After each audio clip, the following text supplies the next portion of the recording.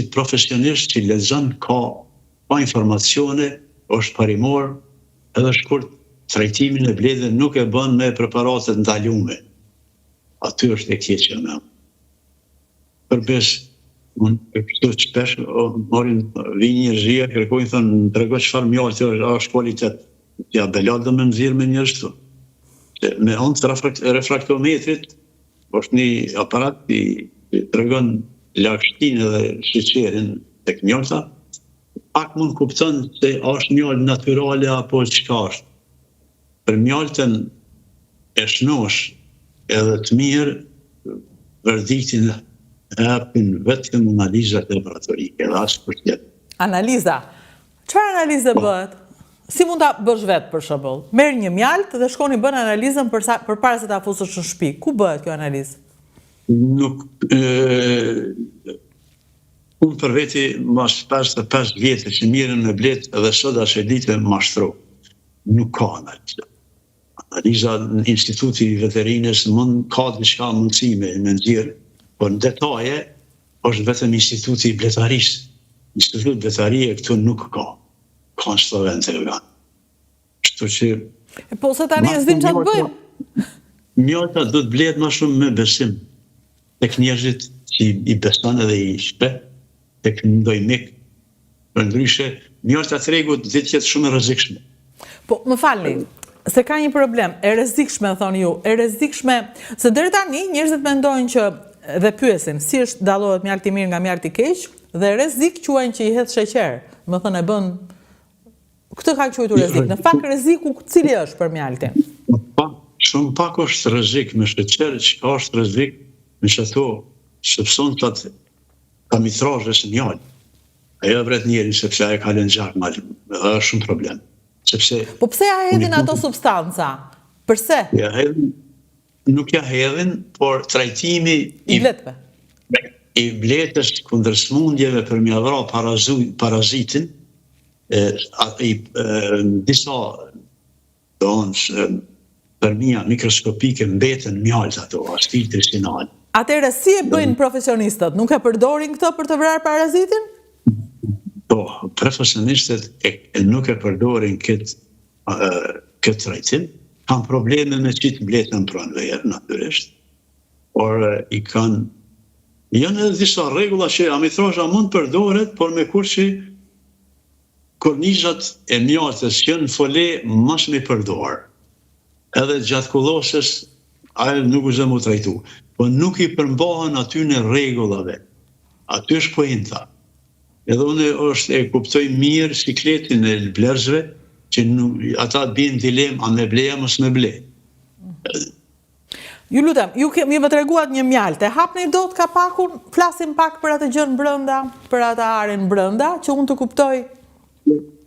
Mirë me besim, po si ta kuptoj?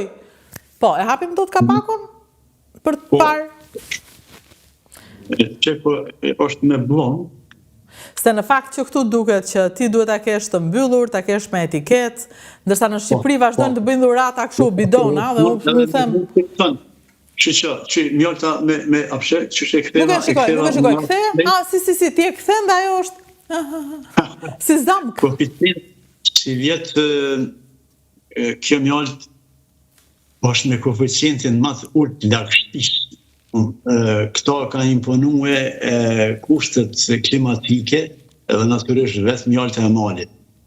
Kjo si vetë me refraktometër më ka qitë, vlerat i ka qitë si 14.3% lagështi.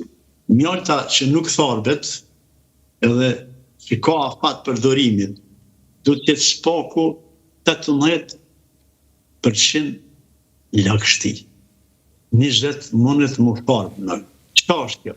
Mjalta e pa vullosne, e pa pjekne, din më tharbë, din më fermentu edhe prishet. Mjalta që e ka koeficientin të ulët lagështis, ajo nuk tharbet edhe me mija vjetë qëndronë. Tani më falni, unë në qoftë se marrë mjaltë e njëri që e besoj, çfarë pyetje i bëj ati? Më falni? Në qoftë se unë do marrë mjaltë e kjo, dhe për të ditur që po marrë mjaltin e dur, çfarë pyetje duhet të bëj? Çfarë duhet të di unë? Si ta pyes? Që ai të Okej, ai masës ma thot vërtetën, po të paktën si të më mësoni të pyes për mjaltin e mirë. Asnjë bletar nuk thot që mjalti eme më shërbej. Jo, e kuptoj po. Pyetje nga ato. Edhe ai ka me thonë fjalët më të mira, bile është mira ka me thonë fjalët për mjaltën e vet, sa që dikur kthehet se po të peshesh, pe ha për vetë. Don ashtu. Çfarë? Ne nuk folim për një produkt bletësh, që quhet para se me fol për këtë produkt bletësh, unë kam edhe një dilemë dhe në përgjithësi këtë bletar e ka një dilemë. Është instituti i gjuhës në Tiranë edhe është instituti i gjuhës në Prishtinë nuk miren me problematikën e terminologjisë bletarisht. Për shembull, ky produkt këtë bota i thojnë perga. Si? Perga. Perga është këtë tingëllon si term slav. Ne kemi provuar në odën e bletërisëve, kemi farë takimit shtuneve, trojet shqiptare, edhe kemi provuar këtë mos me quajt perga, po pjapër. Fjalë i përpunuar nga bleta. Kjo i ka kokrat. Bleta këto është një turpi e bletës, nuk po kam rast një tregu me po. Pluri i luleve të bletës, i polenit luleve, është i fermentum, i përgatitur me enzima, me gjitha ato elementet shtesh nga bleta, që e përdor për ushqimin e bebeve gjatë muajve të dimnit kur nuk ka kullos. Kjo tash është një ushqim shumë i mirë për njeriu. Ky ushqim pjapri, dikun 5 deri në 6 gram, 6 deri në 7 gram, 6 deri në 7 kokrat i pjaprit bojnë 1 gram. Preferohet tek çdo kategori njerëzish. Ka një efekt madh veprimi në parametrat shëndetit në imunitet. Sidomos pjapri është i mirë për nonat që kanë fëmijë me zhvillim të vanshëm. Por është vepron edhe në tru, edhe në gjakë, edhe në zemër, e kritë. Afati i përdorimit i produktin në frigorifer është 14 vjetë. 14 vjetë, dhe mund pa atë një akushtin për në përdorë. Tek njerëzit e rritun preferohet me harxhu mrena ditës 2 gram. Aja në mëngjes këtur në ngju, deri sa të shkrihet. Edhe në mbrëmje para se me ra edhe aty 1 gram. A i rregullon parametrat mirë. Është diçka një eliksir. Edhe ky nuk gëzon më përdor tek nëse e mbledhin bletëritës shallatana që nuk i respektojnë rregullat e trajtimit sëmundjeve të bletës. Sepse edhe këtu mund të jetë ai helmi. Edhe kjo mund me kon problem. Don se unë derisa adho këtë informat, tash disa dhe frigohen. Apiterapia është që duket një diçka sipërfaqësore, por trajtimi, kontakti, problemet shëndetësore me pas shumë kujdes. Ka as shumë receta apiterapia, qindra lloje recetash trajtimit. Çak edhe me apifitoterapi, domthon kombinimi i produkteve të bletës edhe barnave, domthon të bazës bimore. Mua le ta quajmë një hapje dritare këtë bisedën e sotshme që nuk mbylli shumë, se unë kam pyetje pafund. Dua të kuptoj që ku bëhet dallimi, sepse ju jeni bashkë edhe flisni ju profesionistët, po çfarë çmimesh, a keni vendosur çmime ju të njëjta? Cili duhet jetë çmimi i mjaltit? Si duhet ta kuptosh rëndësinë e bletës në jetën e tokës, sepse ne dim vetëm atë, kur të mos ketë më bletë, do ketë më botë. Është e zeri, është turpi botës, është Prishtinë, Mushit, Mjalta, Manuka, Zelandës Re edhe Aksian Shqitet, por dihet që është 000 në tregu i Zelandës Re nuk është gjendje me mluë tregu botëror me mjallë. Marketingu? Vetën edhe kjo një shans për falsifikator, se nuk ka shans me arë mjallë të amanu ka mushin Prishtinë. Është absurdi absurdeve. Nuk më rrinë, nuk mund më rrinë. Krejt botën, manuka, kjo është një absurdi absurdeve. Edhe nuk bëhen analiza, edhe se për këtë analizave, problem botënor është njërta sintetike kineze që ka vërshu tregun evropian, natyrisht edhe thejnë amerikan. Mjalta, ekziston fabrika për prodhimin e mjaltës, për t'i bëjt analizat e qëtë që është e bletët. Po ju më thoni, ku t'i bëj analizat? Kjo është pyetja. Ku t'i bëj analizat? Analizat detaje vetëm instituti bletarisht e vërditin, kurse këto nuk kemi analizat detaje bletës, as Shqipëri, as Kosovë. Instituti veterinar në Tiranë edhe në Kosovë mund të bëj analizat pjesërishme, po jetë detaje të gjitha.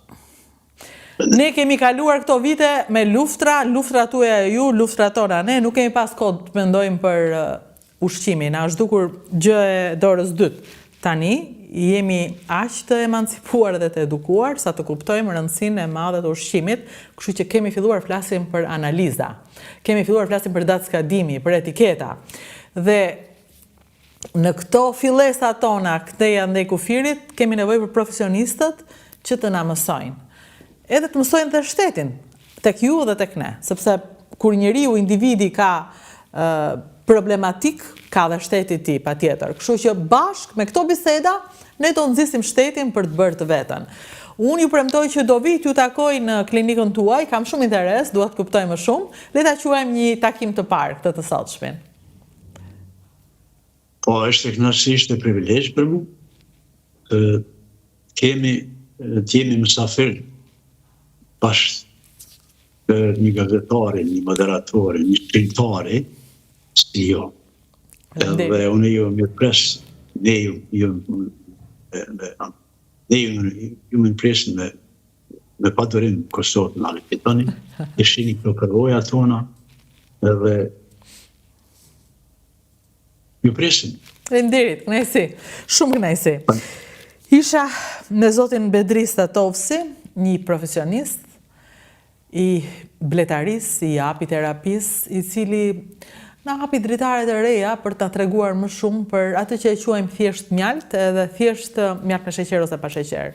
Jo, ajo është një fushë e madhe, një lëmë e madhe, ku ti hyn edhe nuk del dot më, por shumë e rëndësishme. Por më e rëndësishme nga të gjitha është kjo që ne do flasim për sigurinë ushqimore. Shteti ka detyrime për sigurinë ushqimore të shtetasve të vetë. Kështu që ne do pyesim profesionistët për të nxitur shtetin si të na krijojë siguri për ushqimet që ham. Gjithçka nis aty te ushqimi ynë. E dim, helmet që na rrethojnë me lajmet politike, me këto janë bërë kështu, vetëm për ato flasim. Edhe na shajnat medias na helmuat. Por, ju që prodhoni, na helmoni gjithashtu. Andaj, ne do ju mbajmë në kontroll, në mënyrën tonë, duke komunikuar me profesionistët. Këtë bëjmë ne.